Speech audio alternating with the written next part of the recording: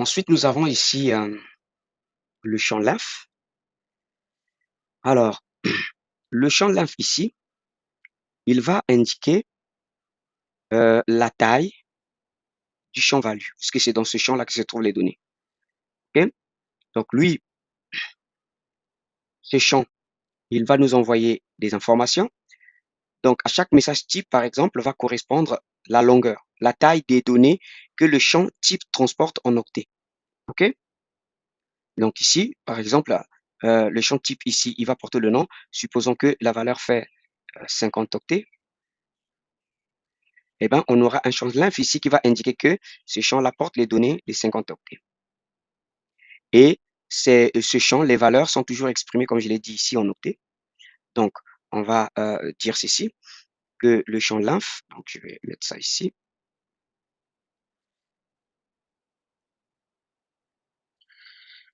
il va donc indiquer ou nous renseigner sur la taille des données.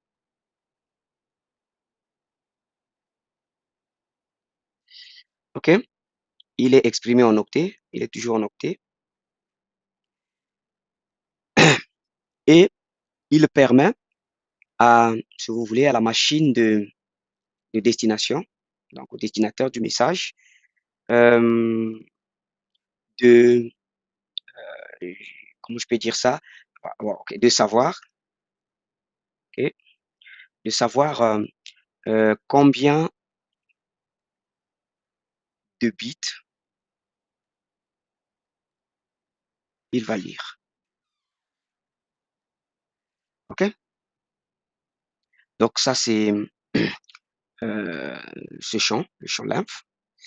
Et enfin, nous avons le champ value. Donc le champ value ici,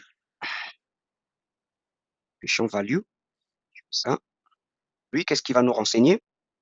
Il va nous renseigner, euh, il va contenir, ok, il contient les données réelles. Voilà. C'est-à-dire que c'est ce champ-là qui va contenir, par exemple, ici, le nom de l'équipement. Par exemple, pour le type 1, ça va être le nom de l'équipement et c'est dans ces champs-là qu'on va trouver le nom de l'équipement. Par exemple, ici, Switch, Cermac, Lab. Ok. Donc, il contient les données réelles. Voilà. Et la taille de ces champs est variable. Donc, il est variable en fonction du champ lymphe, puisque chaque message type n'a pas la même information à transporter. Et donc, du coup, les tailles n'étant pas la même, ça fait que le champ value eh ben, contient, sa taille est toujours variable en fonction du message transporté. Taille variable. Et l'interprétation des chansons eh ben, est fonction du type de l'information transportée dans le champ type. Donc ici, on va dire l'interprétation dépend du champ type. Interprétation dépend du champ type. OK.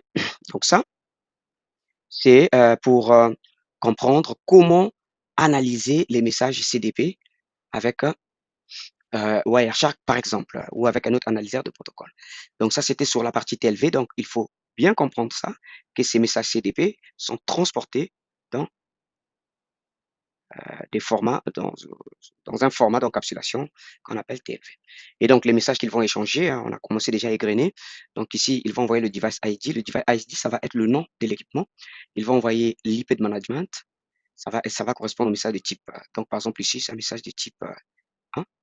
Ici, ça va correspondre au message de type 2. Ils vont envoyer la plateforme. Ça peut correspondre ici au message de type 4, de type 5, de type 6. Donc, vous voyez qu'il y en a au moins jusqu'à 256 quand on est sur un octet. Donc, ici, la plateforme matérielle, ça va par exemple être un switch, comme le cas ici à 9300 ou un routeur ISR 4431. Il va nous transporter aussi la version, nous donner la version, nous donner l'interface locale. Ça va correspondre aussi à un message type, okay, qui peut par exemple être le type 5, le type 6, le type 7. J'ai dit comme ça. Après, on peut se documenter, on peut aller regarder sur Internet et on peut avoir cette liste-là. OK. Donc ici, par exemple, vous voyez, ça peut être l'interface Fast Ethernet. Bon, j'avais mis ici déjà la Fast Ethernet 01. Et bien, il va nous le dire.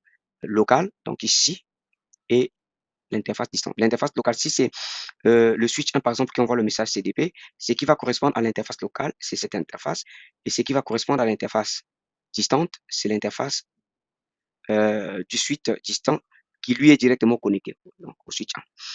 À partir de là aussi, on peut savoir le VLAN natif, d'accord? Et il transporte aussi, donc, on peut savoir par des messages CDP, le VLAN natif, qui va correspondre aussi à un type de message. On peut aussi connaître la plateforme, si c'est un switch, un routeur, un téléphone, c'est aussi un message type. La puissance PO aussi, qui est une grande fonctionnalité aussi du CDP, notamment pour tous les équipements qui s'alimentent en PO. Et là, je pense plus au téléphone IP, d'accord? IP phone, qui est Cisco par exemple. On pourra peut-être faire une vidéo dessus pour expliquer comment un PC, plutôt un téléphone fait pour connaître son VLAN, le VLAN voice, s'alimenter en PO via et en rapport, j'ai envie de dire, avec le protocole CDP. Alors, donc voilà les informations échangées. Et à côté, nous avons quelques commandes utiles. Donc, nous avons la commande, cette commande, la commande show CDP Negbo, qui permet d'afficher la table de voisinage CDP. Nous avons la commande show CDP Negbo détail, qui va nous permettre de d'avoir tous les détails énumérés ici, donc des informations échangées entre les switches parlant le langage CDP. Nous avons show CDP interface. Et cette commande nous permet de voir les interfaces qui participent euh, au protocole CDP ou encore les interfaces tant que le CDP est activé. Et ici, nous avons aussi quelques commandes qui permettent d'activer le CDP et de le désactiver.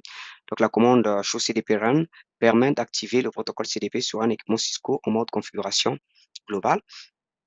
Le non CDP, il permet de désactiver le CDP.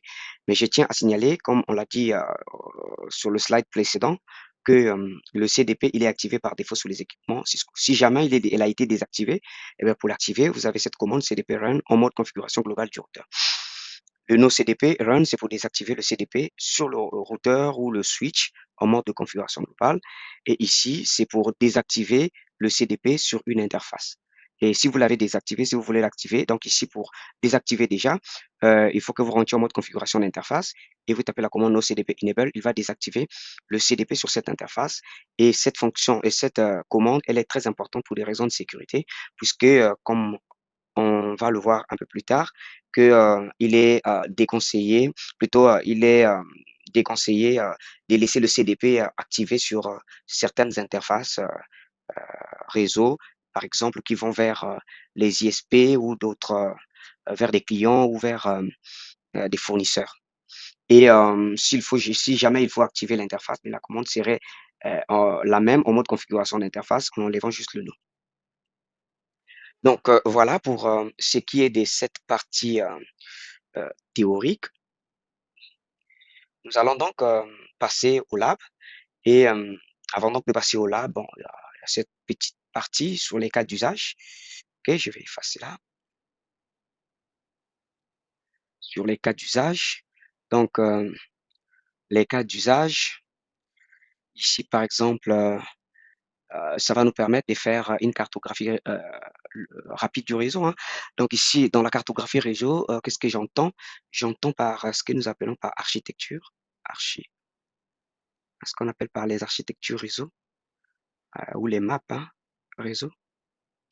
Et donc dans ces architectures, nous en avons deux. Il y a ce qu'on va appeler les architectures,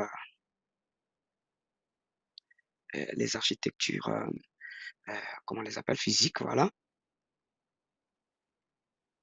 Et nous allons avoir aussi ce qu'on va appeler les archis logiques. OK, logique. Donc, c'est ce qu'on appelle aussi les topologies, hein, topologie physique et topologie logique. Donc, le CDP nous permet de le faire et on le verra hein, en lab. Donc, par exemple, je peux être connecté ici à un switch.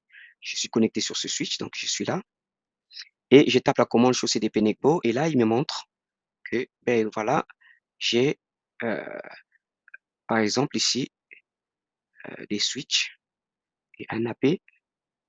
Voilà, c'est l'AP. C'est un switch, ça c'est un routeur R1, ça c'est R2 qui sont connectés. Et donc à partir de là, je peux bâtir ma cartographie. Donc je peux par exemple dire, voilà, ça c'est mon switch. Je peux mettre son nom, ça peut par exemple être switch Cermac, ce qui me donnera toutes ces informations. Cermac, toutes ces informations plutôt. Je peux même avoir l'adresse IP. Donc ici, je peux mettre l'adresse IP. Je peux même avoir la version. Donc vous voyez que j'ai la partie logique que je peux ressortir ici, la partie physique que je peux ressortir. Comment est-ce que les switches sont disposés physiquement, mais je peux aussi ressortir les informations logiques comme les adresses IP, les versions AOS et ainsi de suite. Et à partir de là, je peux par exemple dire ici, il y a un routeur, je mets le nom du routeur, je mets son adresse IP, je peux même mettre sa version. Je peux montrer que ici également, il y a un AP, je peux avoir l'IP de l'AP, je peux savoir si cet IP est lightweight, donc les IP légers, les AP légers, ou s'il est autonome. Je peux savoir qu'il y a un switch. Donc ici, je peux bâtir toute une architecture. Et une fois que je finis, si je viens par exemple sur ce switch, je vais taper encore sur CDP, il peut me montrer que ben, il y a d'autres switches il y a d'autres routeurs. Il y a par exemple un autre switch qui est là, avec un LAN, et ainsi de suite. Vous voyez, je peux commencer à construire la topologie. Je peux la construire physiquement, donc la disposition logique des équipements avec les sites, sur quel site ça se trouve, les emplacements. Je peux aussi la construire de façon logique, par exemple en ressortant les informations logiques qui ne sont pas visibles à l'œil. Voilà, et les cas d'usage aussi, c'est très important pour le dépannage des liens physiques. Il permet la découverte des équipements, donc je dis avec la commande sur CDP Network, et la vérification des connexions trunk et access. Donc ça, c'est les quelques cas d'usage hein, du protocole CDP dans le cadre, par exemple, ici, du troubleshooting. OK? Donc, nous allons nous arrêter là pour la première partie et à nous revoir sur la partie lab.